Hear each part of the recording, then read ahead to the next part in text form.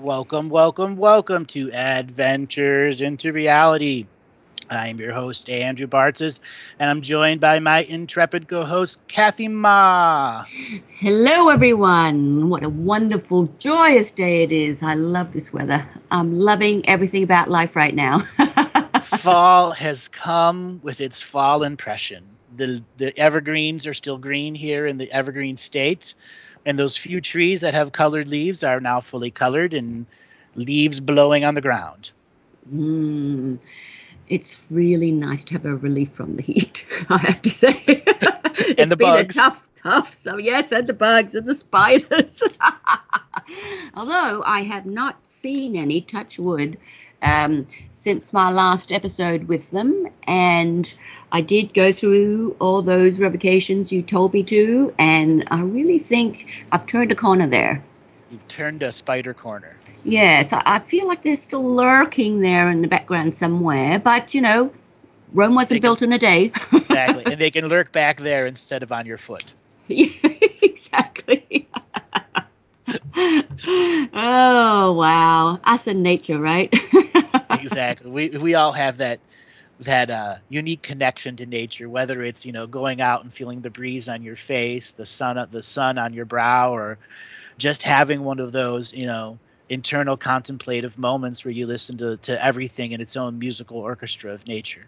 Yes, that is so true. That is so true. And, one of the strange things to me about now being in America is, fall and harvest has started. Because where I'm from, we don't have fall and harvest. So I thought we went straight into Halloween. I didn't really understand the distinction. But now I can already see it. And, I've also got the fall harvest stuff up on my door and I'm getting all excited. So do the leaves really change colors where you're at? They do. Although summer's been much longer, apparently, here in the South. So it's only just started. The cooler weather started. The leaves are starting to turn. So probably another 2 weeks, it's just going to be magical carpet everywhere in the trees and on the ground. I mean, It's such a beautiful time of year here. When I grew up in Ohio, I would look forward to the changing of the leaves because you would see color mixtures that you could not describe. Some trees they look like they were, red with fire energy, and other ones, were green one day and literally in hours they were yellow.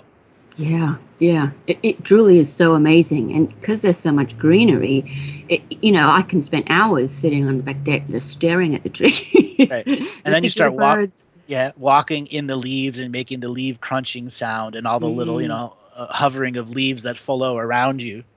Yeah. I know. It's just so wonderful. And then, of course, you've got to get to the raking of the leaves. Oh. You're like, okay, this part not so wonderful. Exactly. I have a little story. So in the house that I grew up in, we have 3-acre or 5-acre lots, and we're on like a big cul-de-sac. So there's like 70 homes in the area that we're at over a huge span of space, and they all have trees. So one neighbor's leaves will blow into our yard one day, we'll pick them up. One day our leaves will blow into the yard, they'll pick them up, and it's this never-ending leaf collection process. Never-ending leaf collection process. And if you don't do a good job, all winter long, leaves get tracked in on your shoes from the snow. Many a times that I heard my mother say how bad of a leaf collection job we did because of all the leaves that still made it in. You're like, but there's something on telly. Oh, I know what you mean. It's just nonstop, absolutely nonstop. And so, magical, but when you have to do the raking, I mean, not that I have to do the raking. My hubby's so hardworking. He does the raking. But watching him doing the raking, it's really back-breaking stuff. Right. Well, that is what my older brother would do to us two younger brothers. He would oversee the raking, and in fact, he would just sit there and drink his tea or whatever. Well, there has to be an overseer, right? Oh, you missed that one over there. What's that? That karmic overseer? Yeah.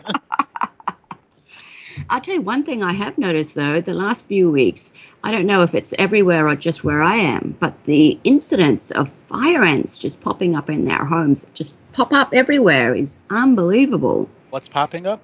Fire ants that, their homes. Yes. And no, that's that's something going on in the groundwater, and they're coming out for their either expansion or mating, or the dryness or whatever has affected them has really caused them to have their next level.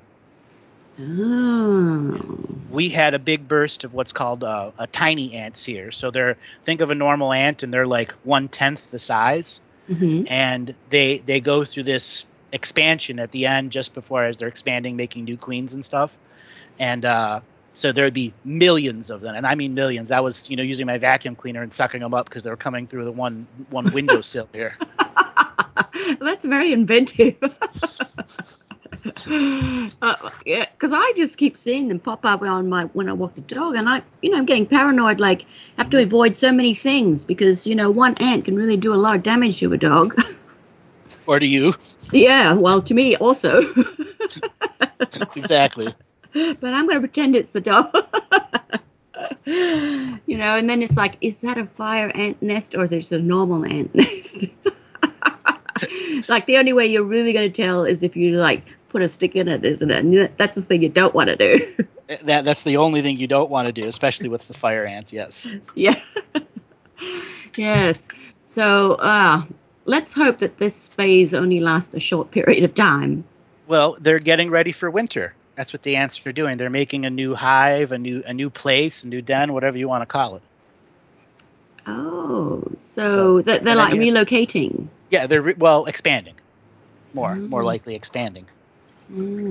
Well, sometimes it's relocating if their area got flooded or something else moved in that was competition.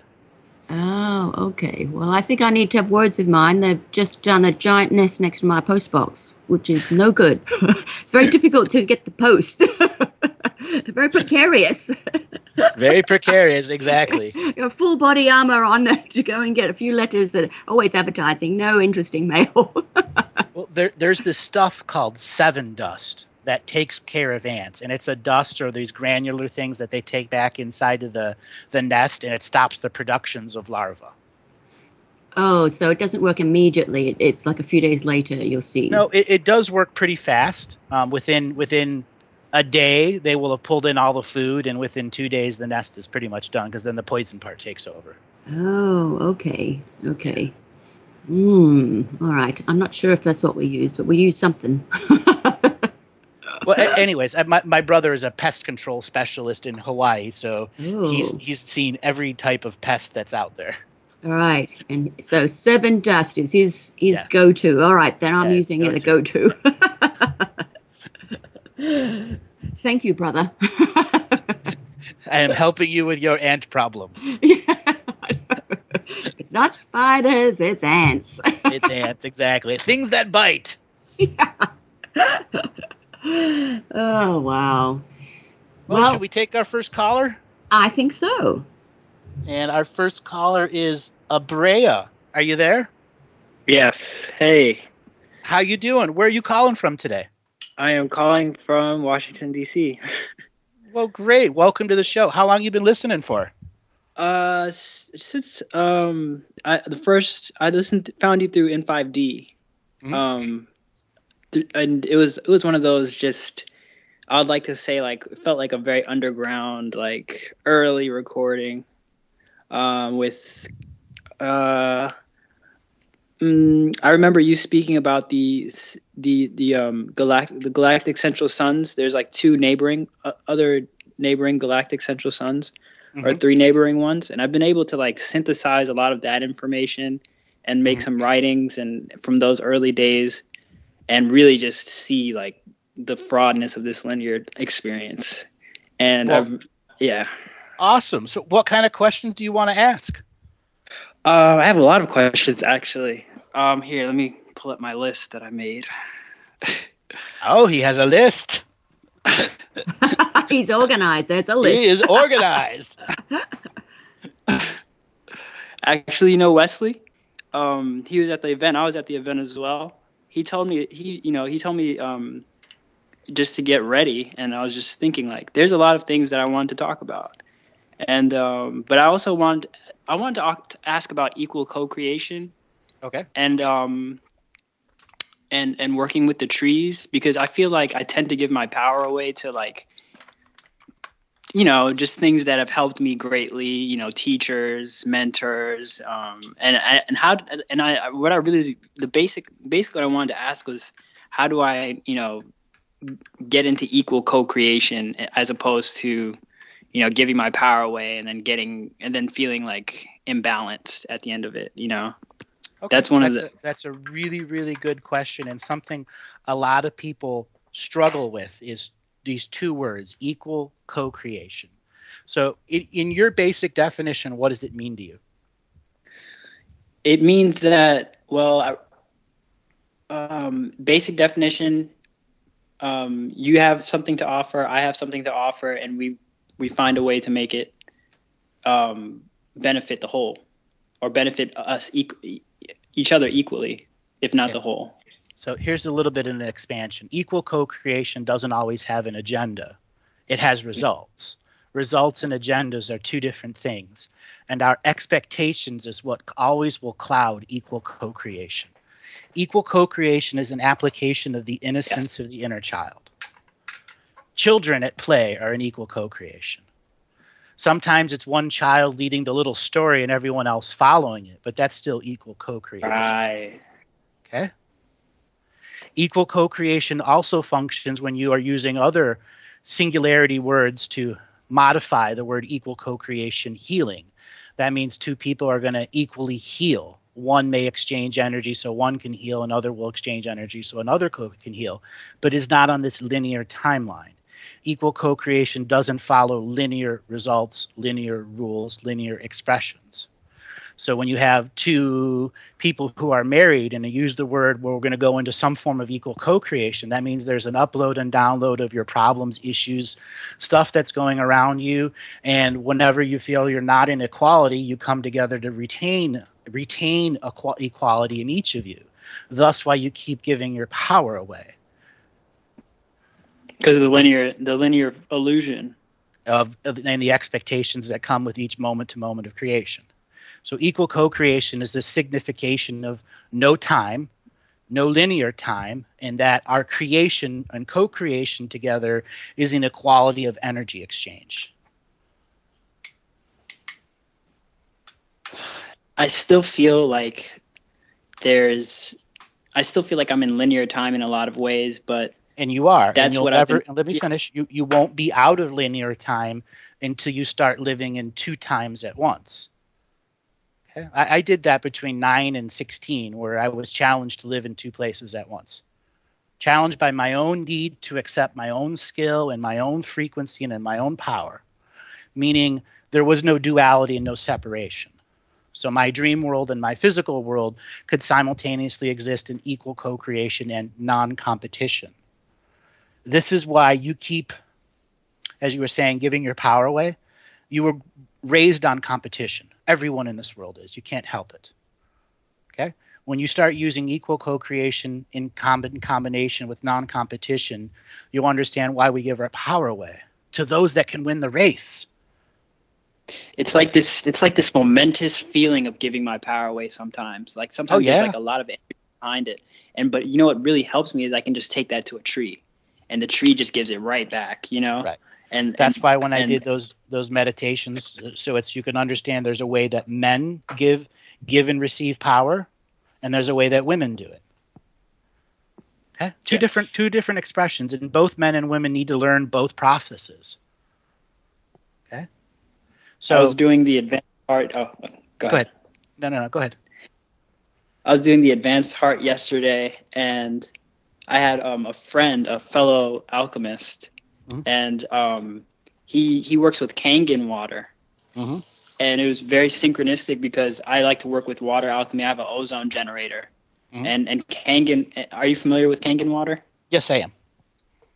And he's from California, and people from California are like the West Coast in general tend to have like pure water. Everything's like, from the foundation up, there's no like property or like peace that's unaccounted for.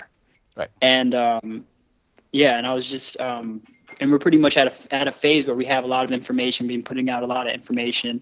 And so we just released a YouTube video yesterday, and you can just check it out. It's just my name, Abra Habrahanu, at YouTube. And And it's really just, that's really what I'm passionate about, is just essentially putting out nutrition. And we were talking about like the healing space, and how basically I would rather go see him than go to a medical doctor. And then I was just feeling like more compassion, like the medical doctors are actually going to have to come see us too, And, well, and actually, it's going to have to be a synthesis, because there are situations where faith will not heal. The American Indians learned that about the smallpox. Okay, people learn this about cancer every day, AIDS every day, and drugs are innately not bad, and that is the healer industry using propaganda to their disadvantage. Okay, example, if you're in pain, you take an aspirin. So many people want to use Annika. Annika doesn't do anything for pain; it just does for bruising. Okay, so if you are an experienced alchemist and you are able to self-medicate, that's great. But at some time, there always will come an expression when you are out of your league. And I mean out of your league. And I will have to ask you, I did want you to scan me health-wise, and if there's anything going on in my gut, and if there's anything going on with me, because at the same time, like how you said, it's hard to observe yourself in some situations, and I'm just at the point where I'm beginning to consider. In some scenarios, it's impossible for people to observe themselves, because they've reached a point where so much of their reality has been what I call redacted, meaning they live in some form of denial, and that many of their choice points are based on not the facts of reality. Like, there are people who live in vanity or ego maybe 30% of their life, but that 30% actually is the biggest choice points of their life. So when they end up with cancer or AIDS or anything else later in the life, everything they were in denial about comes up. And as soon as death is on the line, all that other stuff comes up. This is why the two medicines have to synthesize together. Okay? And that's for all the other healers out there that think you can tell someone, with whatever it is they have, if they're in pain, they're in pain. You cannot let chronic pain go. But when it comes to you individually, there's a variety of things that are going on here. Did you travel out of the United States recently? Yes. I was in Eritrea, Eritrea, right on the Red Sea, north of Ethiopia. And you're drinking the water there? Not from the bottled water, yeah. Well, I think you have some form of parasite in your gut, actually. Have you been doing some form of vegetarian diet that's really not working? Yes. How long have you been doing it now for? I went 2 years. So vegan. So, yeah. And what kind of gut issues are you having now? Honestly, I've been diagnosed with chlamydia. I didn't know I had it. 2013. I know who it's from, and I just didn't think that I had it. Mm-hmm. And then as I went there to that country, I decided to actually take, like how you said earlier, I had to synthesize. I had to get whatever. I had to medicate with whatever they would give me. Those whatever pill they give for the clap, and I decided to do that while I was out there. And you got bad drugs. Yeah. So you need to go see a doctor and go on a heavy dose of the specialized antibiotics for that. And also understand that when you got bad medicine over there, bad water over there, it was a disaster for your body and your spirit. Because right now, I would say at least 40% of the available energy you've had from the last 2 years is completely gone to feed something else inside you. Right. That's why I'm not in worse condition. Right. I see. So I want to bring Kathy in here and talk about what she also sees in the medical perspective too, and for your motivation. Hi. I'm not sure how to pronounce your name. Is it Abraha? Abraha. All right. Excuse me, it's okay. I really have to say I 100% agree with what Andrew says, because to me, that's the first thing I saw too. And I also am thinking it's somewhere overseas that this has been picked up.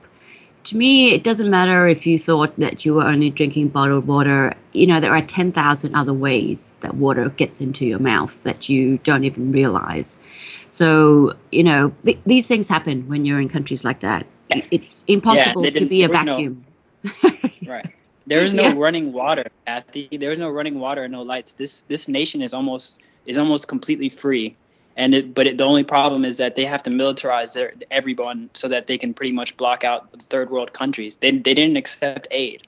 So, you know, I felt really good going over there, and I felt really good, but at the same time I knew there was going to be, you know, some form of I mean, you know, these things happen. Let's not even worry about that anymore. I think that definitely you should go and get this checked out. You know, get some antibiotics. I do definitely agree with that. I think a lot of the natural possibilities that I might consider, I don't think they're going to be effective enough for you. You're going to need something like to turbo boost this out of you.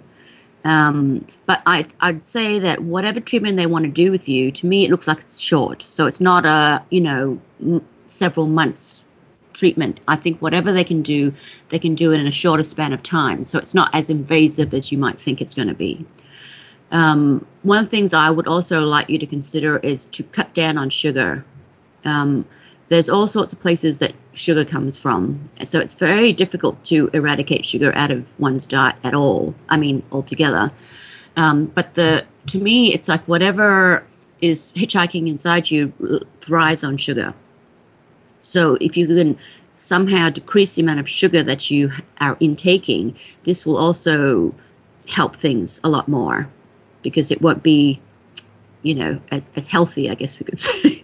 It sounds so sad to say that we don't want it to be healthy, but you know what I mean? Like, you know, I won't starve it, and it won't do you damage to decrease your sugar, but it will make it weaker, which is good, because if it's in a weakened state, it's easier to get rid of, right? I also think that, to me, it looks like sometimes you've been getting a bit dizzy, not dizzy like stand up, I'm going to fall down dizzy, but like, you know, sitting down like and I have to go to sleep right then and there while I'm trying to stay awake. Yeah. Well, look, that's the music coming in. Can you just hold on and we'll catch this up once the ads are over? Mm-hmm. Thank you. Welcome back, everyone, to Adventures into Reality with myself, Kathy Ma, and the amazing Andrew Bartzis, Galactic Historian. And for those of you who are interested in a private session that want to go deeper with your questions with either Andrew or myself, go ahead and call the office now at 1 for US 360-894-0692, and they will be happy to answer any questions that you have. And if you would prefer to email, please email Tenoch, that's TENOCH @galactichistorian.com. And we'll be able to get to the bottom of your issues and help you see a better way ahead. And if you'd like to learn more about Andrew, please check out his website, which is andrewbartzis.com. There's absolutely a myriad of information there that you really must go through. If you'd like to learn more about me, please check out my website, which is kathyspearlsofwisdom.com. And that's Kathy with a K. Okay, so we're back to our call now. We were talking about sometimes you feel a bit heady. And one of the things that I am seeing about this is it's almost like you have an imbalance, like in your brain, in your head.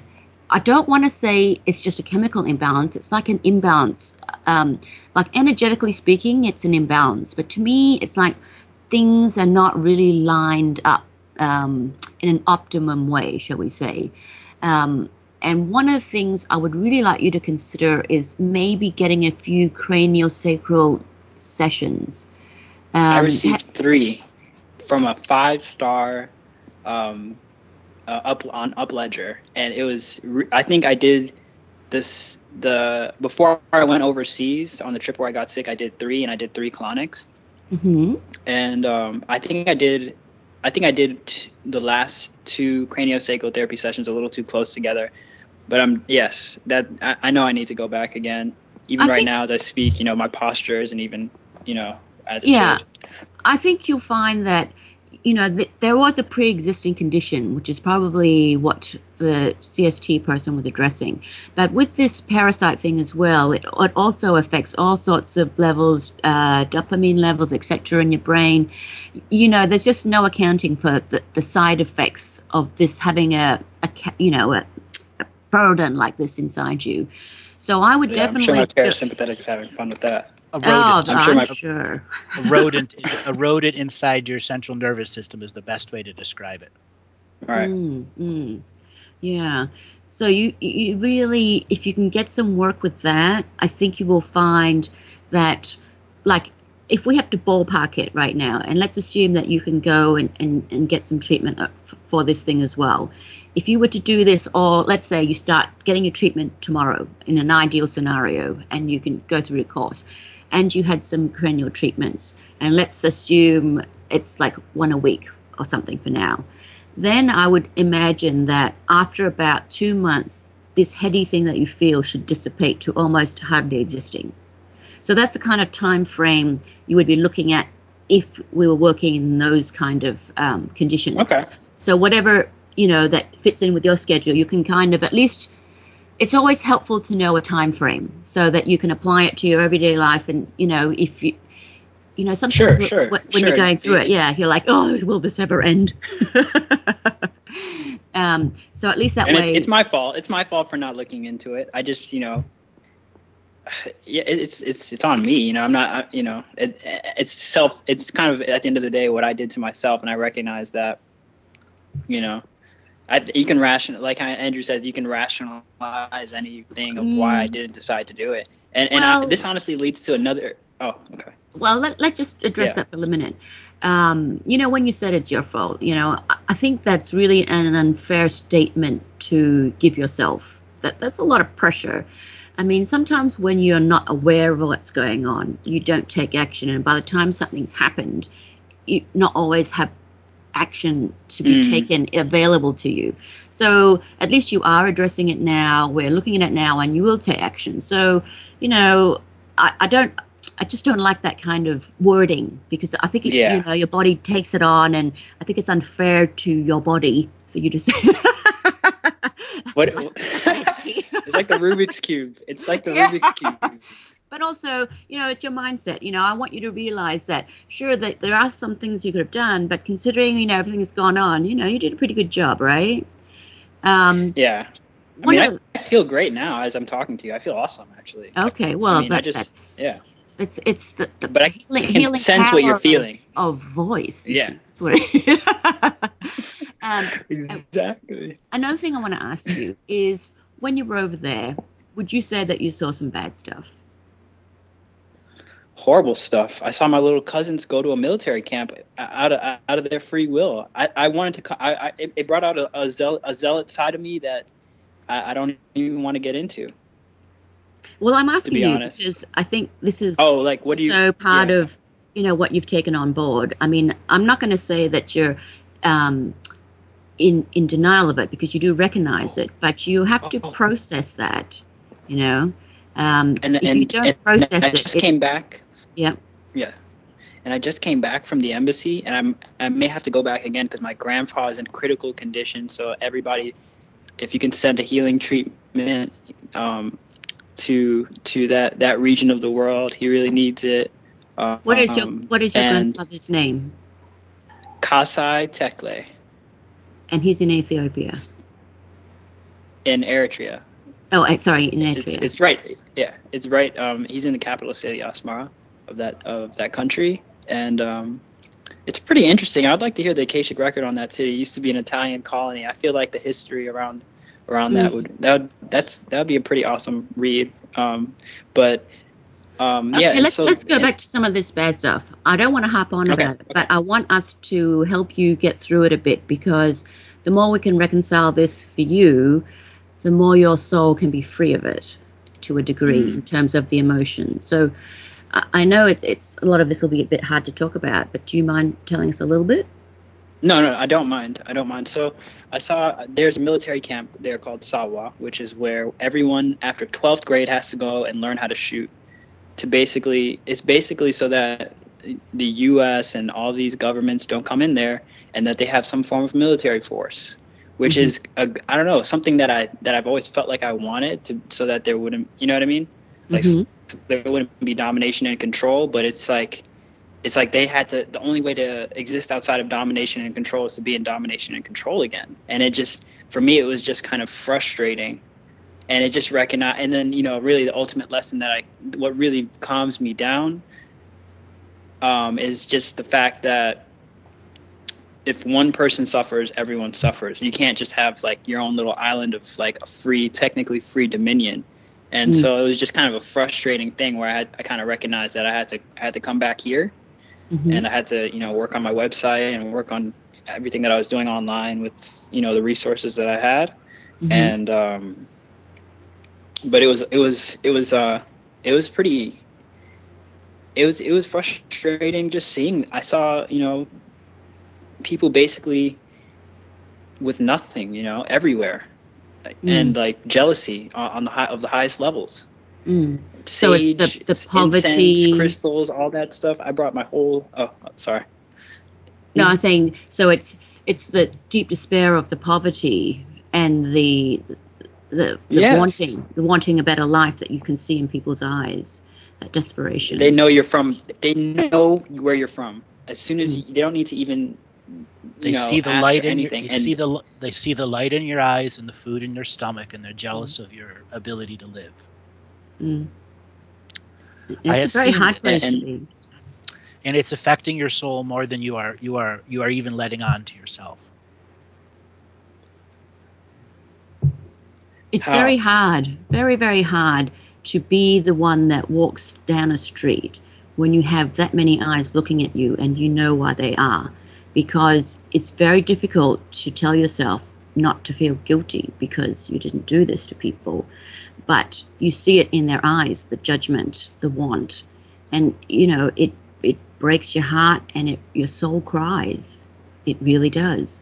And it's something that you can't just, okay, I saw that and now we're gone and I'm just going to think about it every now and then. No, you carry that in yourself. You carry it in your heart, you carry it in your soul, and it takes a while for you to understand or recognize that this is an existing situation, but it's not on you.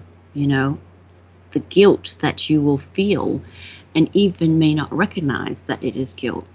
It's not for you, it's not for you to carry that. It's not for you to have that burden. It's not for your soul to keep crying continuously because you didn't do it. Yeah, it's like every time I step out again, it's like I try to forget about it after it happens each time. And now that you bring this up, yeah, it's something that I have to confront head on, and not, it's and not actually, a confrontation. It's not a confrontation. It's a forgiving. And I mean a forgiving. Eternal forgiveness. Your soul has seen this 10,000 times in 10,000 different eras. Absolute despot poverty, surrounded by military. Okay? It's forgiveness for you now. You got to forgive the world. Can you do that? With all the crap that you've seen, can you forgive the world? I did. That's why I can do what I do. I have forgiven every transgression, past, present, and future. It isn't easy. No matter what you think, it isn't easy. But you're at a point where you can take forgiveness to a whole new level for yourself. I see the activist soul in you. And I'm going to tell you now, you will be a zealot activist if you don't heal this. And you will do your soul a great disservice by being a zealot activist. So I shouldn't even think about going back over there, Absolutely. even despite what's going on with my... Absolutely not. It will be more torture, more pain, and more ghosts. Yeah. Yep. Yeah, I was just at the embassy just now before I called, and I was just, you guys really came at the right time because that choice point was pretty huge. Uh-huh. And my mom is just pulling on my energy, and she's, and I feel like, okay, maybe if I go there in full force, maybe I can create a change. If you go there in full force with the light, the demons will descend on you. The demons of shame, blame, and guilt in yourself. You will be disempowered, and you will come back spiritually disemboweled. You are not prepared for the ancestral energies there.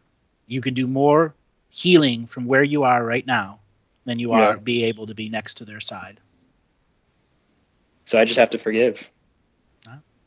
So for many, many years, I counseled people that were going through life-altering, life-ending medical scenarios. And many of them told me their stories. And I'm crying at this one. About a lady named Donna.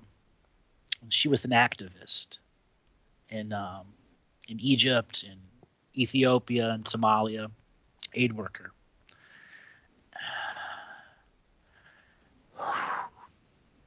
Give me a second here. And on her deathbed, on her deathbed, she confided into me how corrupt the aid organizations were, and how much it saddened her soul that all the work she had done was sullied by that. And I remember telling her, only with hindsight do you see that. But the person that was there was in full love and doing what they could do best. And within a few hours, she passed on. I'm sorry. A few hours, she passed on. But those few words helped her understand what her real mission was, were the individual people she was helping. And I hope that story helps you growing into your future. The level of corruption that's in the aid industry, no one should be giving any money to it at all. Okay? You want to make real difference? Send them seeds so they can grow their own food. Send them books, how they can raise food in fish tanks. I was thinking about having a huge organite. They're going through a drought, and I was thinking about using organite to maybe in different geometric shapes. It's beyond it's beyond you right now. You're battling esoteric organizations who have imprinted that land for 5,000 years. Shit. Yeah, shit. Okay? I'm going to be brutally honest here. Brutally honest. We live in a world that's set in a frequency.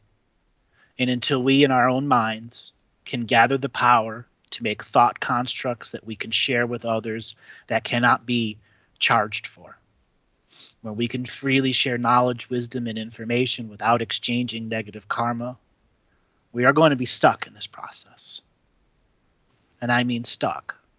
Until the people stand into their own power, their own sovereign conviction, let go of shame, blame, and guilt, self-heal and self-nurture, and all those other things that I've been talking about. One of the things that led me up into being a public speaker was the years of experience I had with people going through their end life process, and also the beginning life process, working with women that were pregnant and husbands that were trying to get their wives pregnant. So I've seen it from both ends. And when you want a life path that truly gives you that source connectedness back, being an activist, it will not repay you. It won't. Not in this world right now. Not until there's another way to do it. Being a spiritual activist, for those that want to be grid workers and are going out and doing all of their great work, you're but a spit in the bucket compared to the last 10,000 years of esoteric processes. You need to stop playing in their field and create your very own thought construct that doesn't interact with the rest of history and the rest of technology and the rest of spirituality. Until people truly see that, we will be in this ever-evolving process of healing thyself, knowing thyself, so that we can stand into the power of the self. Spit in the bucket. Spit in the bucket. Yeah. I know that from the highest density levels that I've reached. I've spoken through time streams to 25 million other beings. I've watched an entire species be murdered through the Akashic record. Let me tell you something. I've seen my share of stuff. And every time the lesson always comes back to the same. Why those people failed in that time. They didn't self-heal.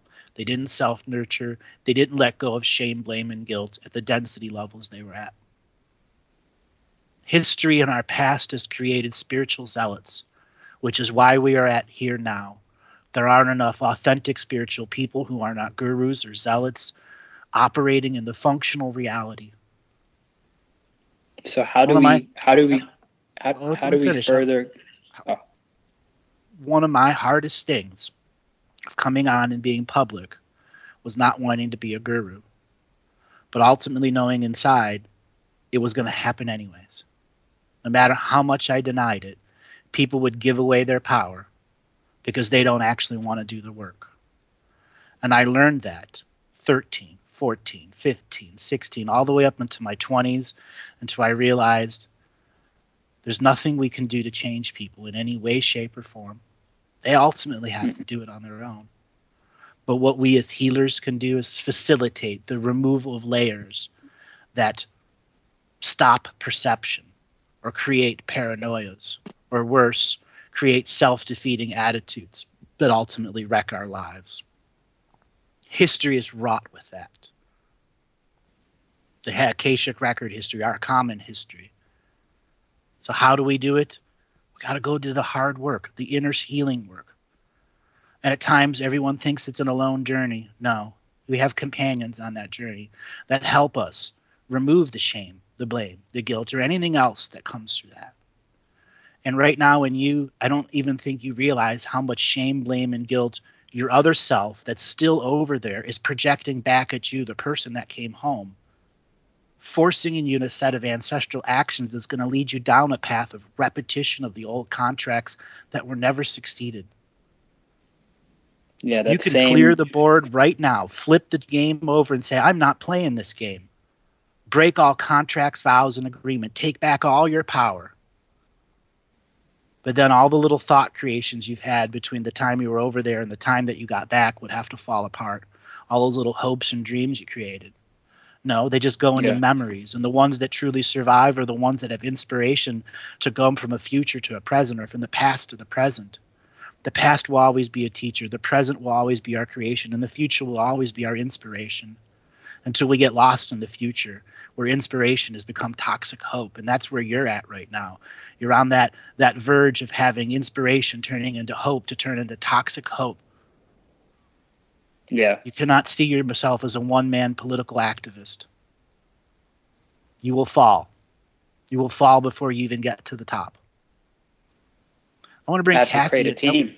I know. I want to bring Kathy in here, and I want to help bring a woman's perspective on caring, nurturing. I know what you're trying to be is caring and nurturing with these people, but there's more here, and a woman can give it in a different way. Yes, definitely there is a lot of healing of your, let's call it your mind, your soul, that needs to go on. What you have witnessed firsthand doesn't just go away. And part of that journey is in the recognition of, it's just that, I guess to put it in a clear way, it's to recognize it, to see it for what it is, and to know it. It doesn't mean you have to take it on board. All of us are not champions for the world, but the fact that you know about it is another person witnessing it, and that is very powerful in itself. To take some action for yourself now, or I guess that's not a good way to put it, the kind of action that you're talking about, that you're thinking of, to me, I agree with Andrew that it seems fraught with all sorts of problems, because you cannot change the system as one person. Whatever you take with you that you think is going to help is just such a, in the big picture, is a minuscule bit. I'm not discounting that there will be some change, some help, but the it's not me. it's over. Like how you said, it's just it's beyond. Yeah, like you don't want to think that you tried something and it didn't work, because you sort of, that way you set your mind up for failure in that sense. It's the recognition of what's going on is really all it takes. If the whole world could recognize it, that would make the difference, and for you, one of the things that you need to sort of think about over the next few months is how can you acknowledge it to yourself, to your mind, to your soul, and recognize it and not take it on board, because it's not yours to take on board. What you've seen is heartbreaking. It's not. It's that would be like saying every single war in this world, each of us has to take on board. But it's not. It's not our job. It's not our responsibility as one person. It's not our goal, our soul's goal, to recognize what's going on. If you really think you need to affect change, then you have to think about how is it that you will change people's understanding of it in the world, not in the country. The country already understands it. If you want... And me asking... Sorry, go on. Me asking it's not... Sorry, I cut you off.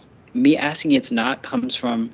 I basically grew up around my mom when the war broke out between Eritrea and Ethiopia, and she opened an Eritrean restaurant, which was a country that's just as new as the year when I was born, actually 91, and I think like the reason why I even asked it's not is because there's just some separation that I need to do from the programs that have been imprinted subtly into my subconscious from those days. Yeah. Let me put it to you in a different way, so maybe you can see it, view it in a different way.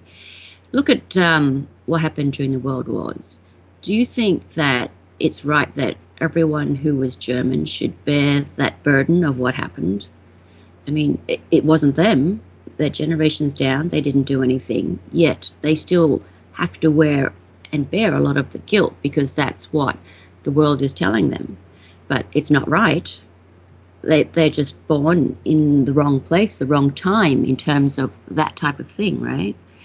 You can't expect, because you are of the same race, the same culture, that everything therefore is all on you and it's up to you to fix. No.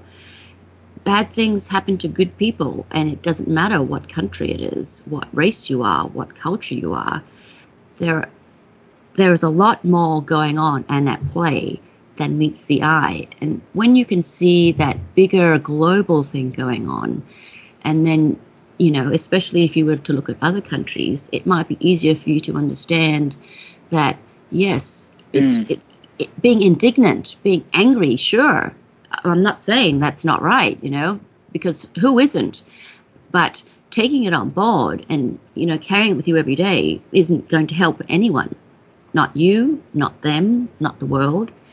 If you really feel that much indignation and you need to do something, then you have to think about it more globally.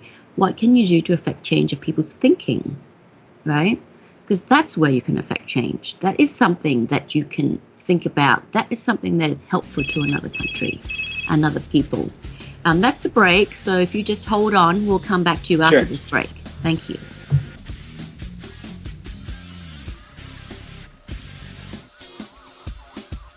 Welcome back, everyone, to Adventures into Reality with myself, Kathy Ma, and the amazing Andrew Bartzis.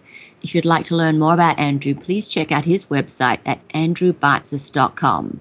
It's absolutely packed with so much information. Every time I go there, there's something new I learn or even blows my mind. So definitely check out his website. If you'd like to learn about more about me, please check out my website, which is kathyspearlsofwisdom.com. That's Kathy with a K. And remember, you can get a private session with Andrew or myself by contacting Tanoch at galactichistorian.com. That's TENOCH at galactichistorian.com. And we'll be able to get to the bottom of your issues and help you see a better way ahead. So we were just talking about recognizing things that are going on in the world and not taking them on board as your own responsibility. And one of the big things that you need to do is really recognize it for what it is. And often you'll find that in the pure recognition of it, you can really start to have that resonate within yourself. And if you truly believe that you need to do something about it, then you really need to start thinking about raising social awareness on a global level. Because to try and just target one particular place and take that on board and make change as one person, it is going to be almost impossible. I'm not saying impossible, but a very hard and miserable journey in many ways.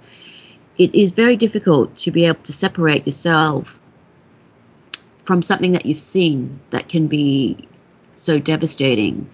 But it's okay to be indignant. It's okay to be appalled. It's okay to be angry.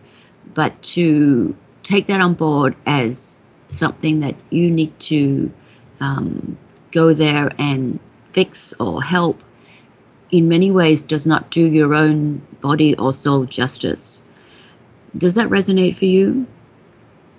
Oh yeah, I was just, I will laugh at myself. And last night I came back home after I went out, and I just, I recognize that, I must be wrong in some area, and sometimes that's the quickest way to, just center and ground. Just recognize that I was wrong. That was the way. I think it's very difficult to separate emotion from logic sometimes. And because you've just been there, it's all very emotional for you. So being able to step back and see it from a more, I guess, outside perspective will really help you ground and help you resonate within yourself as to what you really think that you can do, as opposed to what you really want to do. Because we all have our own restraints, right? I mean, if only we were all Superman and could change things. But you have to be realistic. Beginning, middle, and an end. Yeah, exactly. Well, thank you so much for calling. It's been wonderful to talk to you. It really has. And I'm sure your story has touched so many people's hearts. So thank you. You're already starting with the social awareness. Unbeknownst to you. You're welcome. You're welcome. Right. All right. Have a good one. So yes. during the break, I was just sitting here in contemplation. I hadn't thought of Donna in years, many years. And as I was on the break, just listening to the music there, that was just a stream of tears came over me. And one of her messages to everyone that's listening, if anyone that's an aid worker or goes to other places to build schools and all that, here's her message to you. None of you came in to do that. You came in to be healers. Know the difference between being a builder, a food distributor, and a healer. Healers know how to do all because they can empathically feel what is needed in the area. And what he was going through, the gentleman that was just on, was the empathy of wanting to be a healer. So go be a healer. Learn all you can learn about healing. And that's how you can change this world. One healing at a time. That's it. One healing at a time. Powerful. Powerful words, yet so true. Yep. Thank you, Donna. Let's move on to the next call. The next caller is 605. Your name and where you're calling from? Michelle from South Dakota. Hi, Michelle from South Dakota. How long have you been listening to the show for? Almost a year, maybe 8 months. Very cool. So what prompted you to have a call in for questions today? I didn't plan this, but life led it to me today. And wow, the first caller, incredible. I wrote a whole bunch of stuff down. He brought me to tears as well. I guess I had a reading from you guys back in March. You gave me the down low on my galactic experience, which was great. And Kathy gave me so much clarity. So thank you for that. And this time I'm curious about my purpose this life and perhaps contracts that need to be fulfilled. Okay. What did we talk about last session? Last session, I was having a lot of synchronicities and the numbers, like today, to where I called you guys. And then she just really helped me understand why and how to use that ability. So I've been playing around with that, and that's been happening full force.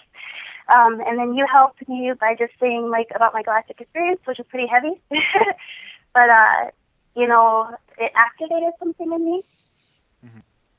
Were you able to go and do any ceremonies? I have been doing the revocations, but to be honest, they're quite scary for me. When I go to say them, I kind of feel like I'm going to float away and disappear. I don't know why that is, but that's what happens. But I've been saging, and I've been doing the energy hygiene, especially with my home and my own energy. Mm-hmm. Like, I heard that so much, but I actually understood it with listening to the Charting Your Course. Mm-hmm. I get it now. It's like owning it and deciding how you want to feel and where you want to be. And so, yeah. And that's the same thing you have to do with the contract revocations. The reason you're feeling airy and moving away is because it's your parasympathetic actually denying the energy, and the energy doesn't know where to go in your field. So you have to be able to, in a sense, allow the expression of what's coming out of the revocations, your body to feel it. There's something that's in great denial in breaking contracts, vows, and agreements and describing your boundaries, because your boundaries for so long have had no warning signs, no fences, and things can go in and out of your boundaries without care. Sure. Yep. And this is a lifelong lesson for you. Boundaries, boundaries, boundaries, boundaries.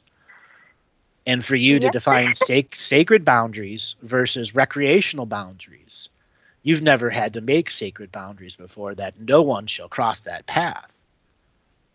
No one will cross this line, yet people cross it all the time in you. So for you, it's confidence in speaking the revocations so that your boundaries begin to have border lines. And that'll be your... that my body has, the physical feelings like I'm going to throw up, I just get shaky and anxiety I sometimes have to look on the ground to see if I'm like raised up, because I just feel like, whoa. And then I guess I get scared because I feel like I'm not going to be like I'm going to go away. You're not going to go away. That's an expectation and a fear behind that. Thousands and thousands of people have done these contract revocations. None of them have vanished out of nowhere. Poof. Poof. Not that we know. So the intensities are normal. I just got to go with it then and just keep feeling it. Yeah, and literally feel it. Feel it in your lungs as your voice echoes, and say, "I'm owning these words." Okay. Just like you own the spiritual hygiene, just like you own that, you got to own the contract revocations until you can do it enough where you can write them in your own words. I encourage that to absolutely everyone. That is a template that tries to cover every layer that the reality can create processes with you. Awesome. And then how does that tie into my purpose once I get that down? Well, right now you don't have a purpose because you haven't allowed yourself to have any boundaries to truly define them. You do have purposes. Now, I want to bring Kathy in here for a second on how both men and women imprint purposes onto each other. And the reason I'm asking Kathy to come in before I give my view on what your purpose is because I really want a woman and their energy to assist in that process. So, Kathy, the question is to you, purpose. Do you think she's ready to even hear what her purpose is? Ooh. Ooh. Lay it on me. Well, Michelle, when I look at your energy and what's been going on for you, one of the things I guess that comes to me foremost is the chaos in your mind, the chaos within yourself.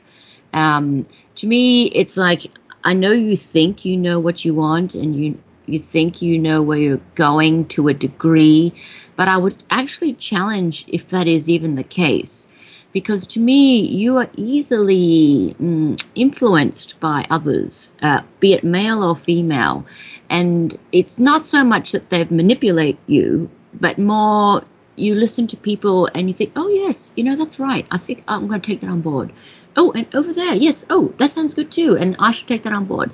And so to go back to the buffet analogy, you know, you're up there, you're like, oh, I'm going to have this and that, you know, I'm going to have dessert, but I'm also going to have prawns and I'm going to have noodles, and put it all together. And it's like, you know, in some ways it could work together, but it's much better if you do appetizer than main course than dessert.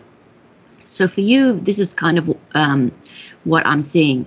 It's like you need to a little bit go back to crawling before you walk. And then when you got the walking down pat, then you do the running, and then you do, you know, zip lining, whatever it is that you choose to do with it then. So when I come back to the issue of purpose for you, to me, it looks more like you need to go more inwards. It's not that we don't want to tell you what your purpose is. It's more that until you're more grounded and more centered, it's very difficult to guide you anywhere because you'll just get distracted. Does this make sense for you so far?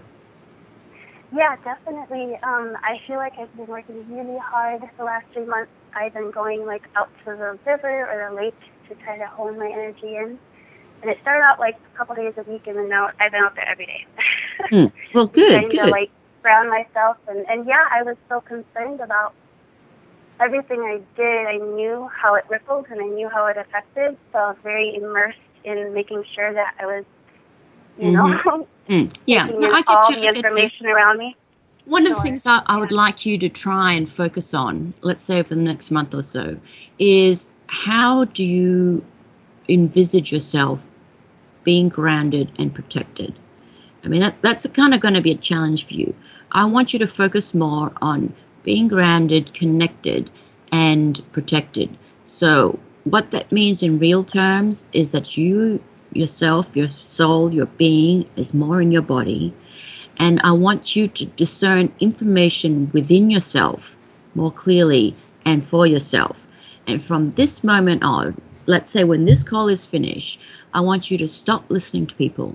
No more, I don't care what they say. If you hear it on the radio, your friend talks about it, read it on the internet, oh, forget it. Anything that you don't already have within yourself, when we finish this call, I want you to disregard for the next 1 or 2 months. Now, obviously, not like a stop sign and things like this, but, you know, for the big picture stuff, because you need to start thinking about where you're at, what you're doing, and who you are, all right? Because the more information you take in every day, the more it's going to be in your field, in your mind, in your being, and that's another layer of stuff that you're going to have to ground out of yourself. If you can do this for a couple of months, you will find that you are very clear and very focused. And that's the sort of state where you then start to create things. You then start to look at giant purposes in your life. It's, if you can imagine at the moment, it's like you've gone on an obstacle course in mud, and you've got mud all over you, mud on your clothes, mud down your undies, everywhere. And you're going to go and have a shower. And when you have that shower turn on with all the lovely warm water and the soap, you're going to wash it all off. That is kind of what this next few months is going to be for you. That warm shower with all the soap and shampoo. You're just going to wash everything that is not necessary in your space right now off. And you'll be left with lovely, clean Michelle, nice, shiny aura without all the stuff in it. Because when you don't have the stuff in it, it's easy to create and manifest and see things clearer and completely resonate and understand them. Do you think you're capable of doing that? Yes, I see great value in what you're saying, and I'm seeing this. Okay, yep. I know. I'm not totally answering your question at all, but I would. No, I get you. I don't know if prefer you it's a to habit, get I in guess. that space, because when you're in that space, you would have already answered at least a quarter of your questions yourself, because you're getting there. You're just not there yet because you're too busy picking up new info. You need to stop picking up new info, process what you have, drop what you don't need, consolidate, reevaluate, and then move forward. Okay, awesome. Okay. I will do that. Yes. And also during this time, that means that everyone else's opinion that talks to you is not relevant. Now, that's going to be a hard one for you, you know. Whatever opinion they have about you, what you should be doing, criticism, whatever it is, you do not take this on board. You nod, you say, thank you very much. I'm going to think about that. You think about it for a second, and then you drop it. Yeah, I definitely played with that with some family members and was setting my boundaries, and it did turn out, I just had so much love, and I just kept saying the whole time, just please let my dad see truth, please let my brother see truth, but I have to set these boundaries, and I did it, and then, of course, I feel like I'm never speaking to you again, and so it's really hard. Like, I know I'm doing but that doesn't last forever. But... That doesn't last forever. Okay. That's the thing to remember. While you are getting yourself all centered and all, let's imagine the orb of light aura around you, that's all intact. That's just all Michelle, no room for anyone else, all Michelle, your own creation, your own energy, and any universal energy that you channel, then you will be that really, let's call it a guiding light for yourself, okay? Because when you're in that space, it really makes no difference what anyone says.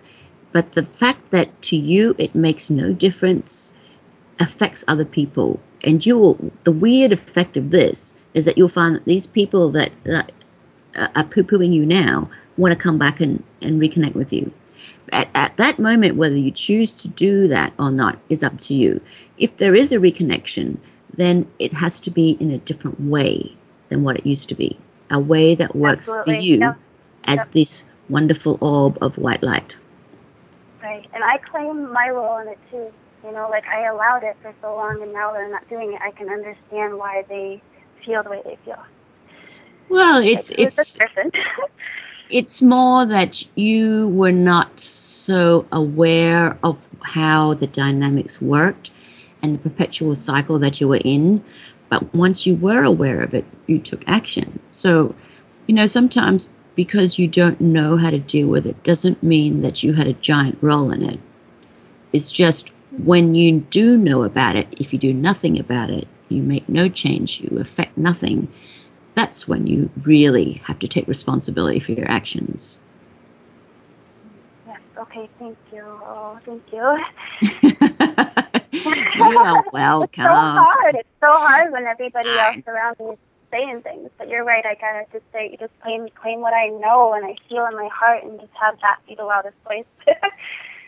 Yeah, and it is hard. There's, no denying it's hard. But you have to crawl before you walk. You have to walk before you run, and that's just the process. So for you, you're already moving forward in leaps and bounds. It's now just next step, another process to get yourself to another place, and it takes time. And generally speaking, it's never easy. It usually is painful. Change is not easy. You can do it, but sometimes the old emotion gets, I don't want to do that. And that's doing it the hard way. So many people choose the hard way at changing. Okay? Instead of realizing that confrontations are not meant to be confrontations, they're meant to be forgiving and healing. We got to take confrontation out of ourselves. Sometimes we have to describe it as the rock and the hard place. Do I confront myself and create a battleground for longer mental debates that will never really have any resolution until I forgive the energy? Because that's ultimately what it's about. Forgiving yourself for not creating boundaries. Forgiving your family for walking on your boundaries and not truly treating anything. Now, after everything that's Kathy said, do you still want to know your purpose now, or do you want to take time and truly figure it out for yourself? I think that sounds nice to do that. I guess I didn't know that was an option. Everything's an option. Okay. See, I feel like you got to see unlimited viewpoints and unlimited options. You have been on the limited viewpoints and limited options. It's like, a multiple choice answers, and none of them are right for you. Yeah. Okay. Many people find themselves in their life processes or something they were creating fell apart, a marriage that's falling apart. You know, how many times do we hear on this radio show one person super spiritual and the other person not? They created that. How many times do I hear callers calling in with that same thing and they want to know, what's my purpose? You know, well, your purpose is to forgive what's going on in your life and your environment. Those are your immediate purposes. And that's what you have to figure out, the order of purposes, the scale in which you're going to work at. The initial purpose is ground, heal, create boundaries. That's that short term. But longer term process, that is where you truly have to pull the old rake out and pull up your knowingness. All right, that's our break. Hold on. When we come back, we'll talk more. Wonderful.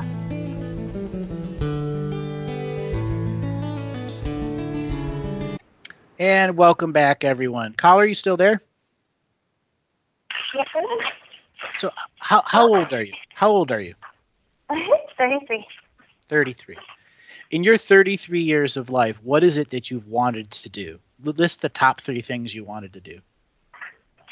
Ooh, like the real, like deep stuff? Yep. Okay, definitely make a change. I always thought that if I could write movies and produce movies, it would hit the masses. Because whenever I watch movies, I feel like, oh my God, they could have done so much, and instead they went the negative way. I just like what you said to the last caller about the impacting, about just like knowing what a situation or a place, a house, a person needs. I tend to just do that all the time anyway. So I was hoping, you know, that I could somehow have that be my purpose and make it into a career. And like what you said, you know, conquering my home life, conquering, you know, my husband and my children and just what I have going on. I was pretty sure that's what I'm supposed to be doing right now, but it just seems so simple. And I always feel like I'm supposed to do something so big. And I don't know why that is, but I felt that way forever. So just, I guess I want to satisfy that. You know, and I didn't think I'd ever have to. I thought I would, you know, get the house, have the kids, have the husband, have the amazing business, and have the great friends, and then now I'm like, okay, twiddling my thumbs, you know. And then you blew my mind last time I talked to you, so it's like, well. So what you just described was the very young you, the very uneducated you, dreaming about big dream. In those 33 years, did you go to film school classes? No, I didn't. Why not? Well, I'll be finished. It wasn't your purpose. Okay. It wasn't your purpose. Movies are wonderful to watch, very entertaining, and at the other side, very distracting. To write a movie, put it this way, I believe the last estimates, only 1.2% of the guild writers actually write stuff. Screen Actors Guild writers. Out of tens of thousands of writers. So you would immediately be competing with the 1.2% that get the money. So it is a failed dream from the beginning, as there are many writing ventures. That's why people write for themselves. They don't write for a cause. As soon as you are writing for a cause, you've divided your creative concepts and will never truly be at your fullness of your power. Because you had no boundaries and no borders yourself, your very young self described to you what you felt you could change in the world. Conquer my husband, my children. You can't conquer them. Once you conquer them, they're divided, and their love is divided. And once their love is divided, everyone is lost. What word would you use then to do what you guys were saying about, you know, like the chaos of just, how did you put it, like handling the situation in my life and getting that figured out? And how would we put that simplified? First thing first is elimination of panic attacks that you have, elimination of lack of self-confidence, self-healing and self-nurturing, to the point where self-confidence is exuding from you and people are wondering, wow, you've changed. Okay, I see that. Sexual energy, you need that balanced. It's very imbalanced in you. Yep. Okay, you know it. Yep. I'm working so hard, so it's kind of disappointing to hear. But you know, I didn't realize how bad it was, but after discovering things, I was like, wow, yeah, my dad was, yeah, you know, and I just didn't have the confidence, you know, and then I went to a pity party about, my parents sucked and everybody else had great parents. But yeah, but I've been working on it really hard. And I set my own energy. And so my answer for you before, your short-term purpose is to heal yourself and to know yourself. And once you're done with that, you'll have a much more opened view. As long as anyone is in a limited point of view and not in the unlimited point of view, they will almost always make the wrong choice, the hard choice, and do it the hard way, no matter what the choice point is. In the years that I worked with people in the medical industry recovering from the worst, I saw the ones that did it the hard way and the ones that did it the easy way. And everyone that chose to do it the hard way at the end was dead or came out a zombie. The ones that did it the easy way learned how to love again and healed themselves while they were going and creating. And that applies to absolutely every choice point that's out there, whether it's, you know, figuring out your life or having a bigger spiritual purpose. It requires the inner work. And that's the hardest thing to do, is not confronting yourself, but beginning the forgiving process so that the density of the energy doesn't strangle you from choices. I guess that's true. Okay. Darling, we got to move on to the next call, but this has been really good that you had another follow-up call. Absolutely. Thank you so much, you guys. Enjoy your day. Okay, you have a good day. Man, Kathy, we are getting a bunch of really good callers today. I know. Such a wide range of topics as well. It's really great. And how the first callers affected everyone else. All right, our next caller is 269. Your name and where you're calling from? 262. 262, sorry. Hello. Hi, your name and where you're calling from? My name is Heather, and I'm from Kenosha, Wisconsin. Hello, Heather from Kenosha, Wisconsin. How did you find out about the show? Actually, through my boyfriend. He listens to you guys all the time. So I, in turn, get to listen to you as well. Through him. Very cool. So what prompted you to want to call in today and ask questions? I was calling because I'm curious about my galactic history and also a couple of different things that I'm feeling energetically. Are you having medical issues going on with you right now? Oh, yeah. lots of them. It's all over you, all over you. So let's talk about those first. The galactic history is secondary to whatever's going on in your medical field. Okay. Well, what's happening? I guess the main thing right now is with my menstrual cycles. They've always been terrible, incredibly terrible. And I was diagnosed with endometriosis back in February when I had a cyst drained. And that was supposedly, it was supposed to alleviate some of my pain and excessive bleeding. And it really didn't do anything. It actually caused more pain a few months later to where it felt like I was in labor. And I have 2 children, so I am familiar with that feeling. And the cyst did not come back, and I didn't have many options aside from getting a hysterectomy or getting a shot. That sounds very dangerous, actually, to me. So I went and got a second opinion, and they actually think I have something called adenomyosis, which has more to do with the glands as opposed to endometriosis. And right now, have you had any terminated pregnancies or a series of false pregnancies when you were growing up? I had a miscarriage a few years ago, but aside from that, just the 2 that were. So early on in your sexual experiences, did you have fears that you were pregnant? No, I mean, I had kids young. I had my daughter when I was 22 and my son when I was 24, but I didn't have any miscarriages that I was aware of. No. Or fear. Fear of I'm talking that. fear. Yeah. Just the plain fear of getting pregnant. Not that I'm aware of.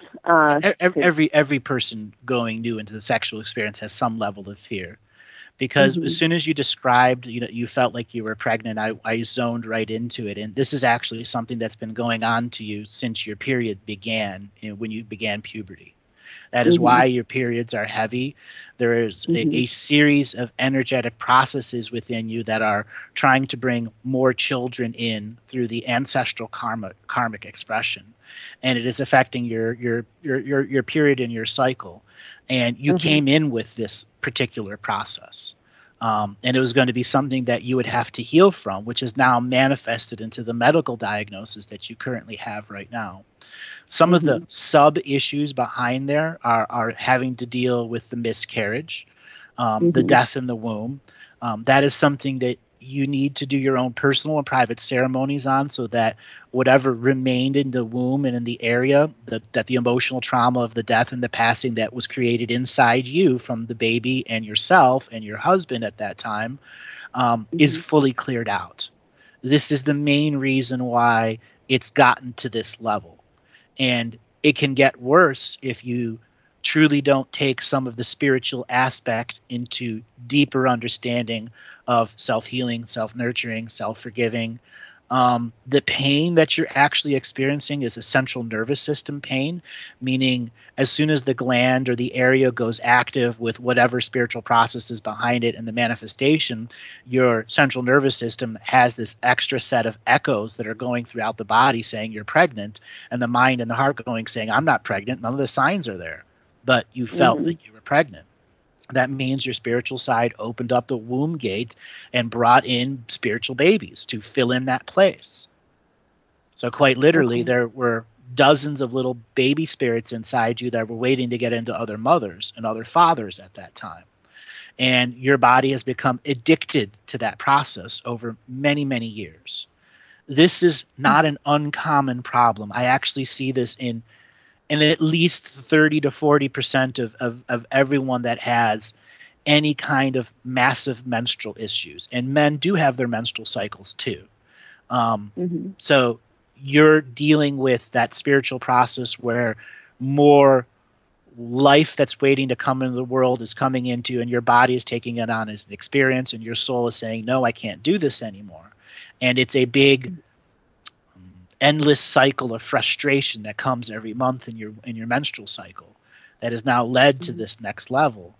I think some of the ways of relieving this will involve craniosacral therapy with the advanced mouth work, maybe 4 to 6 sessions specific. You have to tell the craniosacral person exactly what you're dealing with, because then they're going to unravel your tailbone, unravel your neck, the fascia, so that the central nervous system can actually communicate to the area in your body that is creating the distortion. Okay? Okay. So I want to bring Kathy in here to also talk about some of the other stuff that we see going on in your field. Okay. Yes, you present quite an interesting picture, Heather. You've got a lot of stuff going on for you. When I look at the issues that you were talking about, I would say that,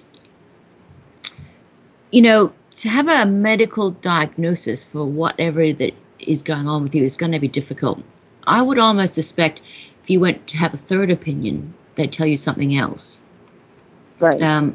Like in terms of modern Western medicine, I would almost say that you're like one of those weird, freaky, unusual cases. It seems to have is it symptoms or symptomology that is common with a couple of conditions, but then doesn't really fulfill any one particular one well. And it's not that who you're going to get information from are no good. No, that's not it at all. I think it's just confusing because it's difficult to diagnose from a Western medical doctor kind of point of view. So in that sense, I don't want to say don't worry about it so much, because of course when stuff's going on with your body, there is cause for concern. But I think that the course of treatment that you're going to be prescribed, which does not include invasive surgery, will actually help you fix up that problem on a medical point of view. I don't think you're ever going to get a proper diagnosis for what it is, because even when things do start to clear up or the symptoms are alleviated, they'll still be like, well, it's not really reacting the way we had thought, because it's confusing, let's just say. Let me put it like this. Sometimes you don't need to know everything. As long as something works and something is getting better, in a way, that's all that is really necessary. What Andrew talks about, I think, is very, very pertinent to you, and something that you may take some time to resonate with, because it's something that has been ongoing with you for so long. One of the things I will say is that when you do find that these symptoms are starting to be alleviated, and certainly cranial will be a great way to go as well, is that you will find over time your periods will get lighter. And it's not necessarily because, you're premenopause or going to menopause. I think it's because something is writing itself in your system, and therefore is just alleviating the way your body has worked before, let's call it. So that being said, with that particular issue, I do want to go into something else, because for me, I also see that on your breast area, maybe right side, are kind of closer to the armpit than anything. To me, it looks like you've got an energy highlighted there. I would say if you haven't had a breast exam, I would go and get one. I don't think you need to freak out, or it's no giant cause for concern, but I do think you will have lumps there. It will be something like a blocked gland kind of thing. It may present itself as a cyst, but not a big problem kind of cyst. But certainly it's something that you need to check out. To me, it looks like something that you can do a lot of self-healing with, a lot of massage, draining into the lymph nodes under the armpit to dissipate. Okay. But I can definitely do that. Yeah, it's something that I think when you get early stages and you see these kind of energies coming up, if you can attend to it quick, it dissipates into nothing. If you leave it for a couple of years, then it's a different story. So to me, it looks like very early. You may not even feel the lump yet, but if you do or don't, either way, go and get it checked out.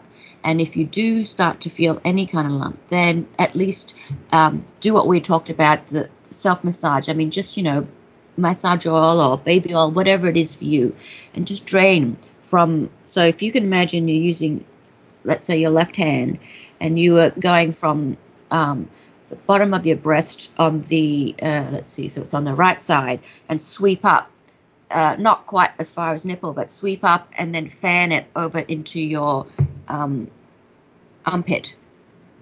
Do you get what I mean? Yeah, just like this. Okay. But you'll find that will make a big difference. But anyway, don't be freaky out if you do start feeling the lumps, because you can totally dissipate them. I guess this is my point. All right. Well, that's good at least. And I also want to ask you, is there something going on in your relationship you sort of not so comfortable about? No, I wouldn't say that. I mean, it all kind of ties together. We've been trying to get pregnant for a few years now, and just nothing's really happening. So it all kind of ties into that. But as far as relationship goes between the two of us, we're fine. It's just that is a stress that has been looming for a while. So. Well, one of the things I would just like to offer you a little token of wisdom is that, sometimes complete honesty is required. And that may not necessarily just be for you, but for your partner. Because to me, it looks like a lot of honesty, not enough honesty is being spoken. And what that means often is not like some big, terrible, dark secret hasn't been told, but it can be as simple as, an everyday thing. And okay, let me use an example. Okay, I'm just making this up. If you are trying to get pregnant and it's becoming more regimented, possibly it's harder to have that love and feeling all the time because it feels more mechanical, but no one wants to say anything because you have an end goal in mind, then really you still both have to be honest and say, I know this is really tough. I'm really kind of, as much as I love you, I'm not feeling super sexy right now, but yeah, we'll go ahead. But let's make sure that we have that super sexy moment in a few days. You know what I mean? Mm-hmm. It's like just that open honesty within all realms of your relationship. I'd like you to just, not right now, but go back and think about, is there some things that you have left unsaid that you really would like to say, but you feel like it'd be bad if you said it? And the same thing, challenge your partner to say, is there something that, you want to say, but you feel that you'd hurt my feelings? Please say it, and say it in a nice way so that we can discuss it rather than both of us feel unheard and then have some little bit of resentment start to build up, that kind of thing. I think that would be really helpful. Another thing I would like to ask you is, do you have issues with your feet? Well, I have something called Raynaud syndrome where my hands and feet go numb and lose circulation quite frequently. And actually, my feet are numb right now. I've been sitting on the porch, so my feet are freezing, even though it's 60 degrees here. It's all related to your menstrual issues. It's all one and the same. Okay. It's all one and the same. So, Kathy, go ahead. I just wanted to add that. No, I think, why don't you actually expand on that, Andrew? Because I think people would be very interested. Sometimes when we have spiritual issues that manifest into medical issues later in our lives, it's truly about our level of awareness we had when we were growing up. There are times when we were young, we were ready to rule the world because our awareness was fully there. And there were times when you had full awareness there and you ignored body pains, did stuff that affected the menstrual cycle negatively, et cetera, et cetera. And this is going to have to really call for you to come up to the greater forgiving you and beginning to heal and think of some of the worst menstrual cycles you've had, the top 5 in your memory, and go back in your mind and begin to heal them. Have you heard me on this show talk about, people going back in their mind, visualizing that person from a younger age? Yes, bits and pieces, not any that I can recall right now, but I think through living the mystical life daily, I've heard you say something like that. We've talked about that before, where just grab a picture. You knew how bad you were, how good you were in those pictures. Find the ones where you were in the worst shape, but the smile was still on, and inside. And you use that as your visualization in your meditation to connect to that individual being and send forgiving and loving energy to heal that trauma of that moment. So the future you no longer has that as trauma in their body.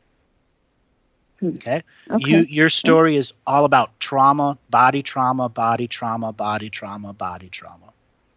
Okay? How many injuries have you ignored in your life? Oh, it'll heal. Yeah. Okay. Too many. Just like me. Too many. Yep. And now you have the manifestation. Okay. To remove the manifestation is going to have to truly require the spiritual you to step up into sacred ceremonies, have healing, cranial sacral therapy, other forms of healing, acknowledge that right now you can't have a child. You can't. I don't know if you heard me say that before. You just can't do it.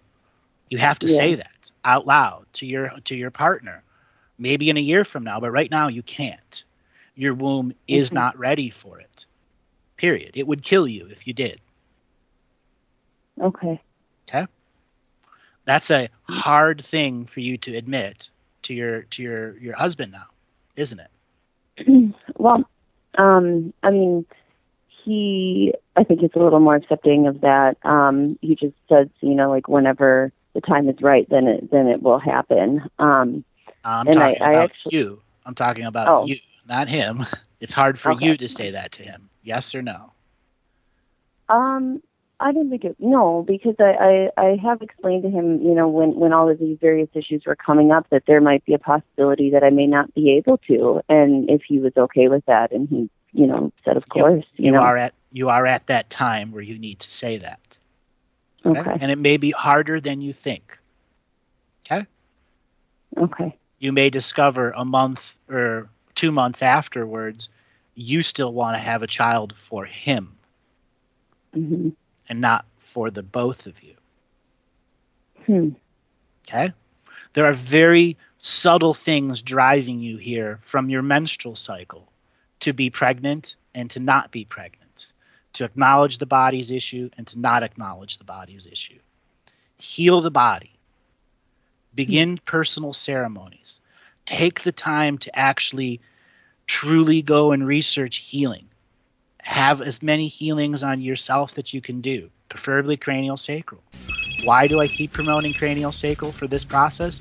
Because it'll do the greatest good at removing the traumas that you've experienced, which have